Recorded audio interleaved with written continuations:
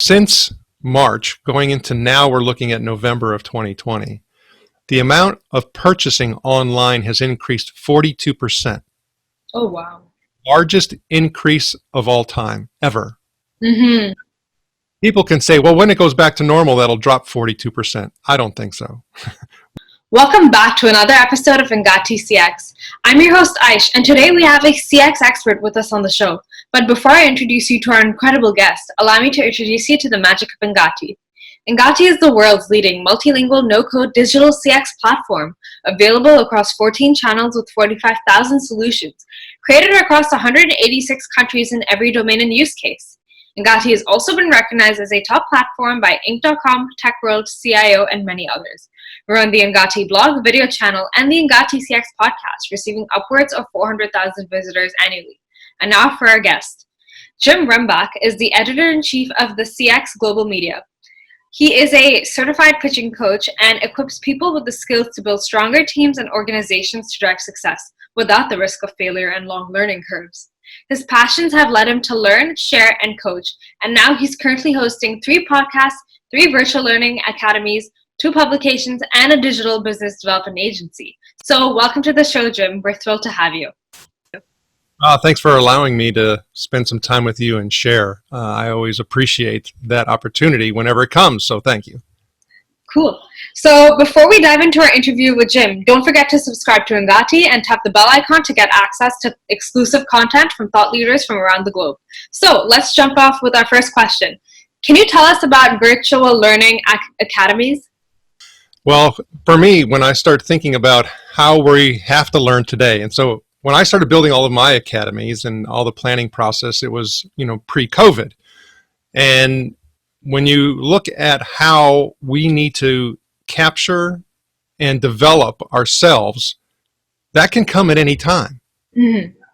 How do we get the information that we need in order to be successful? And when you look at the science associated with adult development, what is more conducive to us learning is something that is referred to as a multimodal learning environment. So that means that you have some type of classroom and instruction setting, and it could be virtual. You have micro learning, which is short in nature. You have challenge types of courses that cause you to go and do something different than what you have normally done, right? So it's challenging your behavior. And then you also have peer communities. Okay, all of these things are needed in order for us to find success. And one of the things that's also important is this whole peer community. If you look at how we learn, most often how we learn is by people who are our peers, or by people who are doing the work. And 60% of our learning comes from that peer environment. And if you think about learning within an organization, if I only give my people access to the peers that are in the organization, how creative are we really going to be? Mm-hmm. Right? So we have to be able to gain different perspectives. And so having a community of like-minded folks that's across a multitude of different, industries and verticals and perspectives and, organizational types is really where innovation and creative thinking gets spawned. So creative thinking, when you think about being innovative, is the foundational element and component to being more innovative. Okay, so I have to learn how to think creatively. To think creatively requires us to actually go through a process where we're building that muscle, but then also gain the perspectives of other people. And so that's what we've done as far as building our learning academies, is to have that multimodal, diverse mix, on demand. We even have live sessions. I mean, every single, Tuesday at noon Eastern, which is, for me going to be coming up here shortly as we record this session. We have an open session, a Q&A Tuesday webinar. Where people can ask questions about anything. And then we do that for our call center coach program. And with call center coach, what we do is we are developing the leadership skills of frontline supervisors and emerging supervisors in contact center environments. Because what we know is that one of the main contributors that currently exists in regards to turnover and employee engagement is really the skills of those managers. 80% of the reason why people are not engaged is because of the direct relationship they have with their manager. And that's been proven by the Gallup organization over the past 80 years. Right. Okay. So we need to improve their skills. And it's not as simple as just sending them to a class. No, you don't develop leadership skills by obtaining your magic wand because you now have a certificate that says you know what you're supposed to do. That's not the way it works. Mm-hmm. So then we also have created our own virtual academy that we did on agent optimization over a year and a half ago, where we interviewed tons of experts and practitioners about how do you hire correctly, how do you retain correctly, how do you lead correctly, how do you develop correctly, all the critical elements of what we call the agent lifecycle. And then we also created a speech analytics academy, because when you start talking about impacting the customer experience and the contact center, there's a wealth of insight and information that could be captured if you truly can leverage speech analytics. And unfortunately, a friend of mine who just took a position as a speech analytics leader within an organization was doing a roadshow and going to present to 40 executives of this organization that were going to be impacted by her speech analytics work. And so she did a pre-poll, who knows what about speech analytics? And 38 of the 40 people knew nothing about speech analytics. Oh dear. Given the fact that speech analytics has been a viable and marketable solution, for over 10 years, in the contact center space. And there's so many things that could be leveraged with speech analytics in regards to impacting the customer experience that it's mind-boggling. And that's part of the problem, I guess. But a lot of people just don't know what it is. So we created the Speech Analytics Masterclass. Same type of scenario. What is speech analytics? How can I use it in my organization? How do I build a speech analytics program? How do I enable my organization to gain the true ROI and benefit of that type of solution?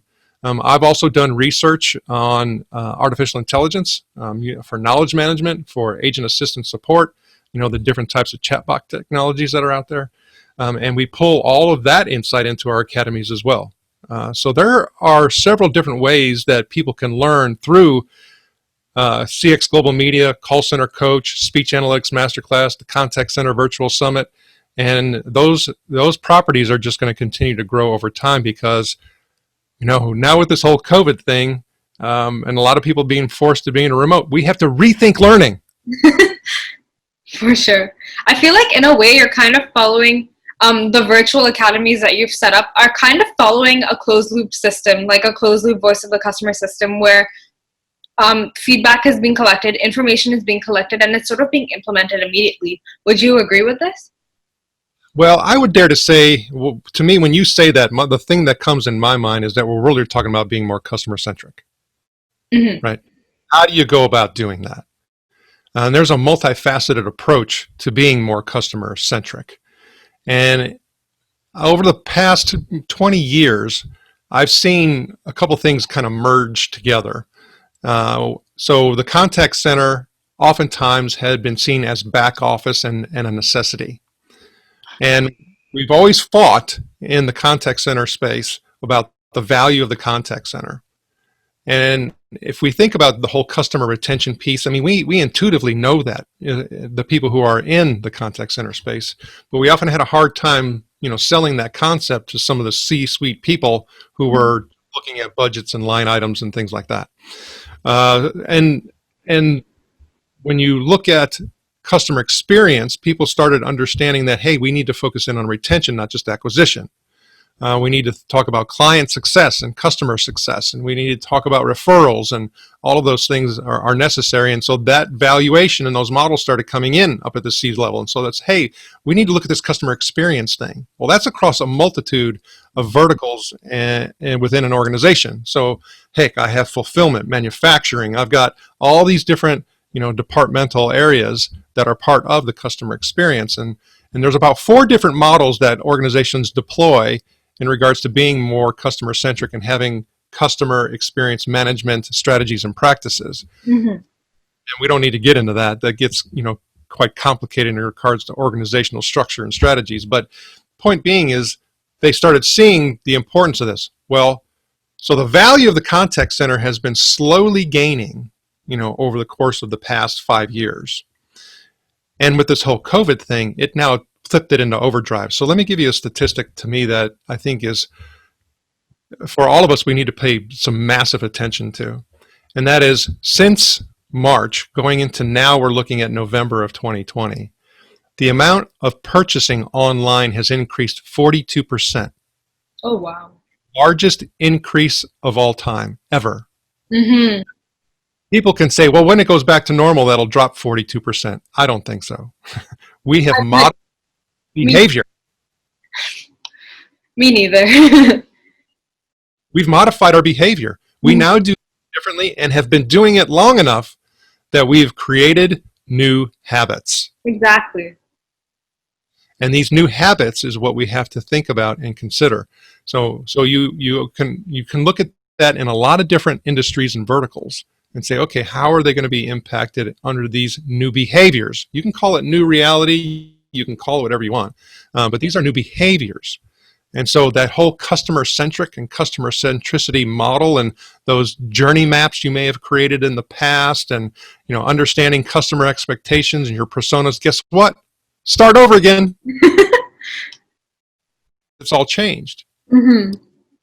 The importance of the contact center has gone from being a necessity to a vitality. We've got to have it, and it's got to be performing well. And we have to really look at what customers need now and getting closer to the customer than we ever have before, because our assumptions and what we remember, and even for that example, what we would even consider ourselves has changed. I won't do some of the things that I used to do. I will do things that I haven't done in a while. I will look at things like for me, I've always been and had clients and customers and things like that that have been outside of my geographic region, right? I've always had to get on a plane to go, visit a client or to go find clients. And so for me, as I'm getting older and I start looking at this, and like I've lived in the same community for 20 years, it's time for me to start focusing on my community more. Mm-hmm. And I'm doing things now. I just launched a new business that's going to help me to do that. Is focus more on my community and building, connections and being able to have clients that are more local. So have I done that before? No, I have not. Do I have a passion for it now? Yes, because I'm starting to have realizations because of what we've just gone through. And all of your customers and your people are doing the same thing. For sure. Definitely, definitely. Yeah, habits have changed significantly. I remember when lockdown had first started, everyone thought it was just going to be a 21-day thing. And, it takes 21 days to develop a new habit. And it's been over 6 months. So obviously a lot of habits have changed. And the way we even approach digital transformation and customer experiences has changed as well. So how can businesses successfully achieve high customer experience across an any day customer driven management environment? So for me, I talk about, if you want to see your way to a better customer experience, if you want to see the things that you need to focus in on, if you want to see the opportunities that exist, with your partners, with your products, all of those things, if you want to see, how your performance is actually impacting this, you need to focus in on the 5 I's of the customer experience, right? Mm-hmm. See clearly. And that is intention, right? So what is our intention in regards to the customer experience, right? Does everybody know what that is? And so what I mean by that is, a lot of organizations think they need to deliver a, very, very high customer experience, like some of the notables in the industry, like a Ritz-Carlton or, some of those types of companies. And the fact is that if you're coming out there and saying you're a value and family friendly type of, option and opportunity and all of that, that is ridiculous to think that you're going to give, a, Ritz-Carlton type of experience. That's incongruency, right? So if you think about being a leader and talking about the intention that we have around the customer experience, is all of that aligned? Mm-hmm. So I have to make sure that I'm not sending and providing a mixed message. Now, the mixed messages, unfortunately, also come the other way, meaning that we talk about delivering a fantastic customer experience and make sure that you're retaining and you're getting a referral and that people want to continue to do business to us. You're getting bigger share of wallet. They're purchasing more products and services. And by the way, do it as fast as you possibly can because we have to make sure that we're getting through. You can't do that, Mm-hmm. right? That sends a mixed message. And so we often talk, for me, I've been podcasting, for a long time, and one of my podcasts has been around for 5 years, and I have some of the brightest minds in customer experience in the world on my podcast called The Fast Leader Show. And when I say a customer experience, I look at it from different viewpoints and perspectives. So, like, for example, I've had a lot of people who are innovation experts on my podcast, but we look at customer experience focused innovation. Now, if I was to just only look at people that are just in the CX space and say, who's an innovation, I might get two people. Right? Innovation is a much bigger and broader, type of area of focus and need. And so we need to have, again, I talked about community, I talked about different perspectives. We need to have all of these innovation experts from all these different areas, tell us how we can impact the customer experience. And those are the type of people that end up being on my podcast. And that's just one of the segments that we look at. So we talk about on the Fast Leader Show a disconnection between the head and the feet, and think about that from an organization perspective. Is the top of your organization connected with the feet of the organization, or are they in step with one another? One go in a different direction than the other. And when you start filtering through an organization the many different levels, oftentimes that is what happens: is you have a significant disconnection between the head and the feet. Mm-hmm. Well, you're never going to get to where you want to go in regards to the customer experience when you have that disconnection. So the intention's critical. Well, and along an alignment with that is the investment. Where are you investing in regards to improving the customer experience? Where do you need to invest? Can people see, how the investments are tied back to that? If you're talking about being, customer centric and delivering a better customer experience, what are the KPIs associated, with the investment? My budget, according, to that. So, and I'll give you a quick contact center example. I've been in many contact center environments when you start thinking about staffing, that they look at just the sheer number of staff, not taking into consideration things like learning curve, onboarding, when you start even thinking about people who have essentially mentally checked out and decline in their performance before they go, they don't think about that. They think, like, for example, you have 100 people that's budgeted for your contact center, and you're not going to get another one until it goes to 99. Well, and you're not going to do a class of one, so guess what? You have to use several more. Well, what happens to the customer experience in that time frame? Mm-hmm. You have continuous turnover, like many contact centers do. Are you even taking that into consideration when you look at, your investments, when you look at all of that? And so all of that has to be really considered when you think about delivering a customer experience and sustaining it, because what customers don't want is inconsistency. That's a bad idea, right? They don't want to have a scenario where they call and it's like, hey, that time it was great, but the time before was horrible, and I never want to talk to that person again, right? You don't want that to occur. No. So then the other is invention, right? What are we actually doing in regards to innovating that customer experience? Are we taking the feedback? You had mentioned something about voice of customer. Are we taking, the persona, the new persona information that you have to capture, the new, customer journey, insights and information, and actually using it, to actually meet the needs that customers are trying to fulfill today, right? So what things do you need to create? And a lot of times you can't take the voice of the customer. And what I mean by that is we only have certain understanding, within ourselves to be able to draw upon when we say what we need. Well, if we've never experienced something, how do we really know that it was even a possibility? Okay, Mm-hmm. So all you have to focus in on, and what you want to primarily focus in on, is the need that they're trying to solve for. Because oftentimes we don't know what the solution is. We just know that we have an issue. Mm-hmm. So an organization has to be very inventive in regards to giving customers what they didn't realize that they needed. Right. I feel like that's the differentiator between, like, okay customer experiences and then something that's, like, truly remarkable. That's exactly right. That is where, the customers now go, wow, I never thought about that. Mm-hmm. You guys are really looking out for me. because as individuals, we start giving entities their own persona. Right. Like those people over there. Those people are nice. Or we have also heard the opposite as well. So then the other thing is inspection. So if we talk about what the intention is, I talk about my investment, I talk about the innovation, are we actually inspecting those things? Mm-hmm. So when I look at my scorecards, when I look at my, metrics, when I'm, looking at all of the things associated with the budget planning process, am I inspecting the right things? Am I inspecting what I expect? And do people see that? Mm-hmm. Do they, how their review process, their scorecards, their KPIs, those key performance indicators, do they see how all of that connects to all of the things that we're talking about from an intention perspective, from an investment? Do they see that? Right? There has to be clarity around all of these eyes for us to see properly. Right. But then the other thing is iteration. Now, does everything stay the same? Can you set it and forget it? Good luck with that.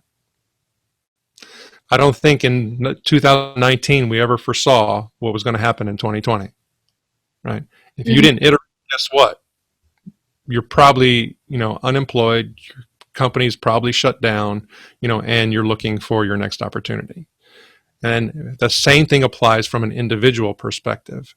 If you're not continuing to develop yourself, you're not going to the speech analytics masterclass, you're not going to the call center coach academy, you're not going to the contact center virtual summit, you're not doing these things, guess what? You will be disrupted, right?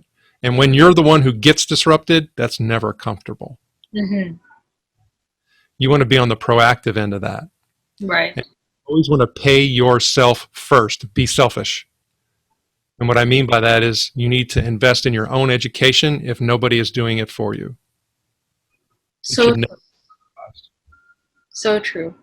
So what should be the goals for enhancing customer experience to sustain long-term loyalty?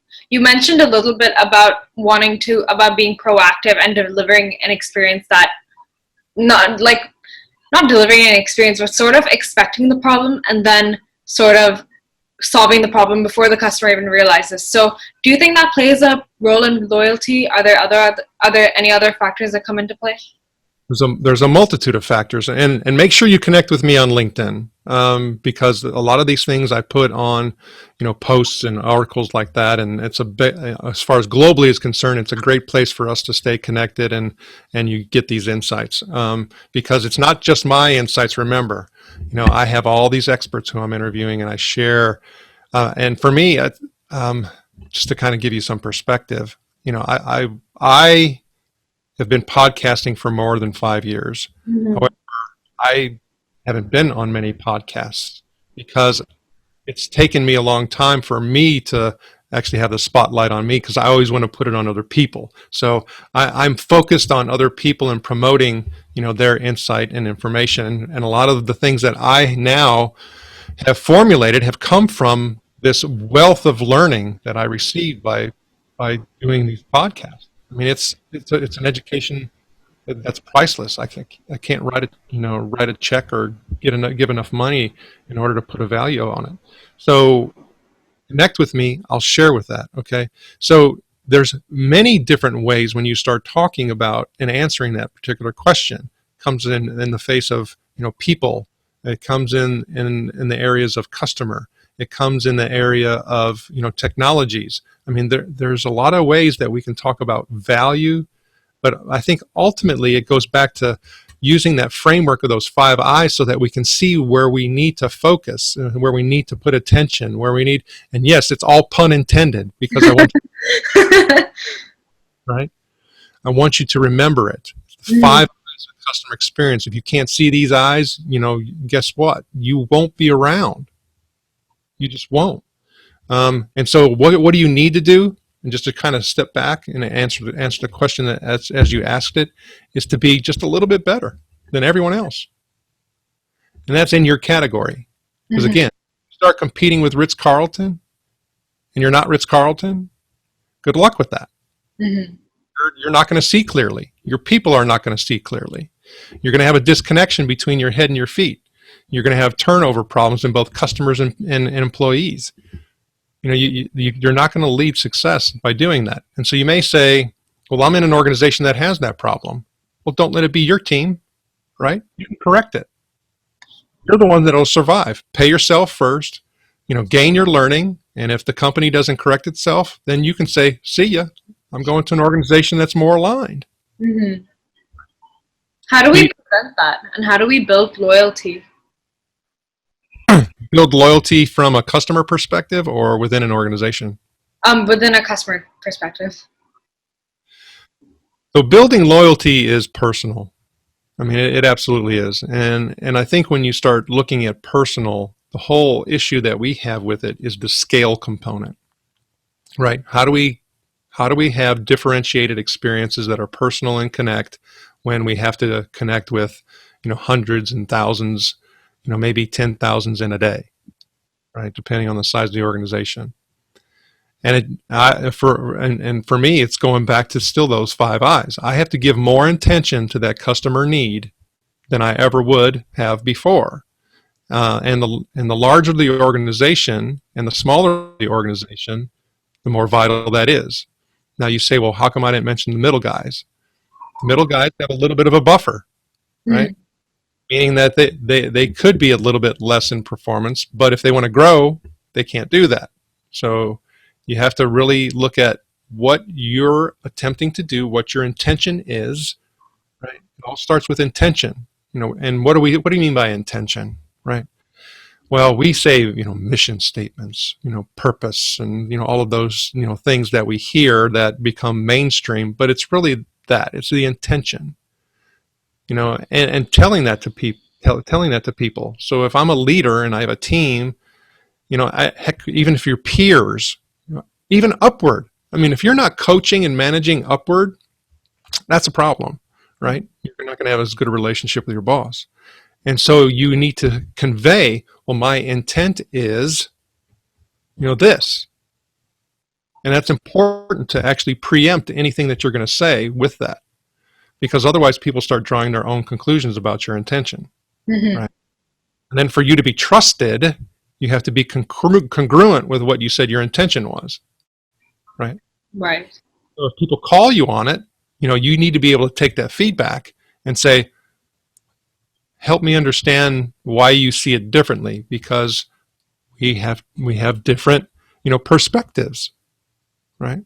And that's where gaining and building trust and building relationships is so important. And the same applies to the customer. Mm-hmm. If our agents aren't asking questions, aren't asking the right questions, the relationship opportunity will be compromised. Right. Because the customer is coming in with a perspective that you don't have. You actually have a curse. You have a curse of your organization, meaning you know about the organization, right? You have a certain perspective about the 5 eyes. Customer doesn't have that. Mm-hmm. And you say they don't care. They only care about their own needs. And so with that, you have to ask questions and be able to determine how you can best serve them so that you can build the trust and so that they want to come back and they tell everybody else. Mm-hmm. I think customers, in the case of when it comes to customer service, a lot of customers kind of have this mentality where they're like, I'm allowed to be I'm allowed to be selfish. And I feel like businesses should cater to that and allow them to be selfish. I think that's what really differentiates between serving a customer passively and serving them proactively. That's just my opinion, though. Well, and that's a good opinion. And so then how do you make that ring true, right? Mm-hmm. So you make that ring true by giving them options versus quoting a policy. Right. Right. And so the options are what you can do. The policy is what you can't. Mm-hmm. Oh, right. You think I'm valued, or and you want me to feel valued. Are you going to tell me what you can't do, or are you going to tell me what's possible? Right. Right. And I hear too many times when I listen to these recorded calls and I listen to these examples, and well, that's just our policy. It's a bad response. Mm-hmm. Never be said. It's kind of like it's the same psychology as making a sale. Instead of advertising features, like what kind of features you have available, instead of doing that, you should always be talking about the benefits. I think the same thing sort of applies to a customer. because at the end of the day, they're all people. They all have their needs, and if their needs aren't met, then they're gonna, unfortunately. Right. And so you have to, really stop. And again, these needs have changed, Mm-hmm. right? The pressures have changed, the stressors have changed, and it just requires us to ask more questions. So if, like, for example, when you start talking about that, inspection, and I look at some of my KPIs, do some of my KPIs need to change because of this? Mm-hmm. Right. And time to revisit all of that. So you mentioned understanding the intent of customers, and I guess that also plays into sort of developing personas and developing strategies to sort of make a tailor-made, customized experience for a customer. So I'm going to jump ahead and ask you: has this sort of created a nightmare when building a fair customer experience? It is if you continually project.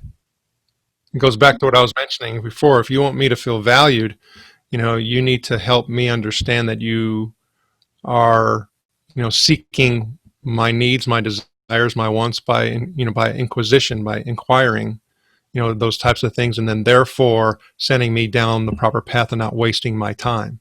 Mm-hmm. We all have the same 24 hours in a day. If you take more of mine than is really necessary, I'm not happy, Mm-hmm. right? So just forcing things upon me and projecting, and providing, push service instead of pull service is a problem. What's the difference between push and pull, if you don't mind me asking? So I start, if you think about, experiential, versus, a lecture in a learning environment. Right. Am I lectured to and told what the service experience is going to be, right? Or is it experiential where you can actually be part of the creation of the experience? Right. Right. Cool. Makes sense. Makes sense. Do you think, again, going back to the intent question, do you think trying to come up with all of these personas and all of these ways to understand the intent of a customer, do you think that leads to a sort of unfocused approach to customer experience where businesses are getting lost in trying to figure out these personas that they're actually not understanding the actual intent of the customer? Well, that's loaded. That's a loaded question. So for me, it's Apologize. no, no, no. Please don't apologize. But there's just a lot of elements to that, and I have to go back and say that you're building a building as far as a customer is concerned, right? And I want to continue to grow and build that, right? Think about it from that analogy. Are you going to draw architectural plans? Probably. If you don't, what's going to happen to that building, right? Are you going to put in good footings? If you don't, what's going to happen to that building? Mhm. Now, are you going to put in good materials? Well, if you don't, what's going to happen to that building? You start seeing that, oh, well, I start understanding how all of this comes together. So you have to put in the work. Now, Mhm. sometimes, that, that building is already built. I've been around for a while. I've been doing these processes and procedures, and we already have a new building. Guess what? It's time for an addition. And sometimes you need to leave that building and build a new one. Mhm. And there's an inflection point that happens for a lot of organizations. So there's a lot of study in anthropology and in the business world, and they draw a lot of parallels in regards to extinction. And the fact is, they say everything that is born has been born to die. Right. The mortality rate for human beings is 100%. Can't avoid it. I mean, so what are you going to do while you're here, right? But the same thing for organizations. They go through that same life cycle process.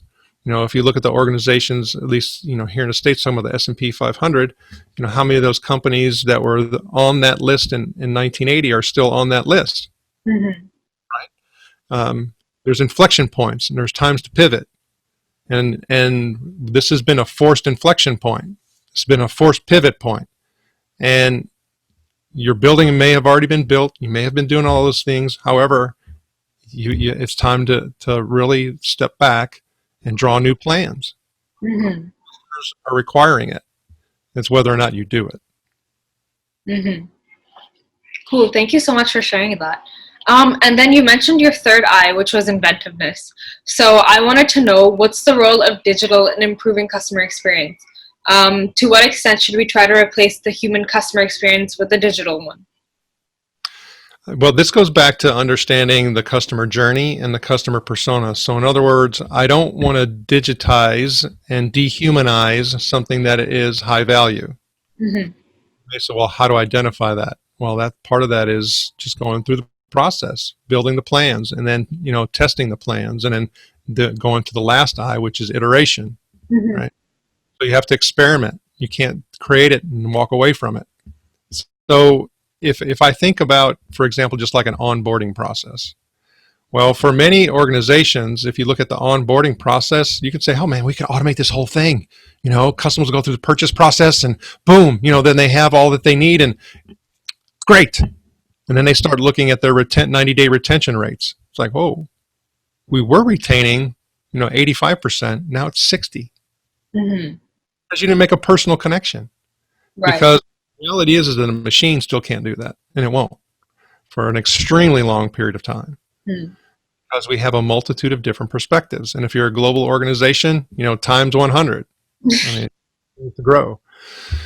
So if I start thinking about those different touch points, and if I start thinking about the opportunities and what my ultimate goal is, so when I think ultimate goal, I talk about retrospective engineering. So in other words, this is my ultimate goal. Well, what is it going to take? All these different, elements and pathways and all these different puzzle pieces in order to get there, right? Hmm. And if I look at those different customer, touch points, am I getting to my end goal, which is what? Hey, it's growth. Hey, it's, being a low cost leader. Hey, it's being, the high end premium brand. Hey, it's being, what is it? Right? You have to know your another I, which isn't on here, but it probably could be a sixth, is identity. Who the heck are you? Hmm. Right? I'm gonna write that one down, and that might be my sixth I that we grow into. Um, but all of that goes into the trust and congruency piece, right? So I need to know that what is the identity of this particular organization, and I can associate with that. That's why we also talk about purpose-based organizations, society based organizations that are looking to solve a world problem, right? Well, I identify that. That's important to me, and therefore I'm loyal to that. They still have to provide a good experience, whatever it may be, but Right. never defy that, right?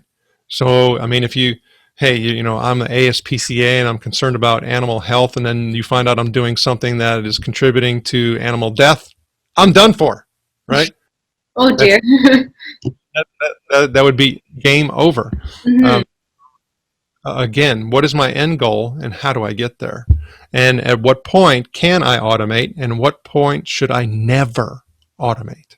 That's the tough question. Hmm. That is a tough question now that I think about it.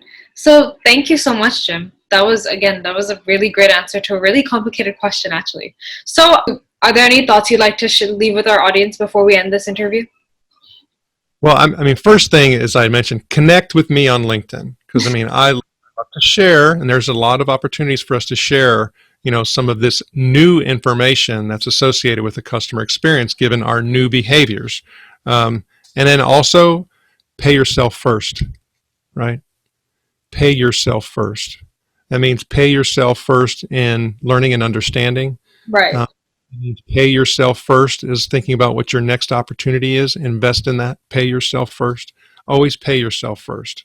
Make sure that you can thrive, even if you are in a situation that doesn't enable you to do so. Right. Thank you so much. And yes, audience, be sure to connect with Jim on LinkedIn. I'm sure you'll learn a lot from him, and it's going to be a great opportunity. So thank you so much again, Jim, for giving us your time. And also thank you for sharing your 5, maybe 6 now eyes with us. I'm sure our audience is really going to benefit from it, and they're really going to enjoy this interview. Thank you very much, Aish. Appreciate it. Thank you, So everyone.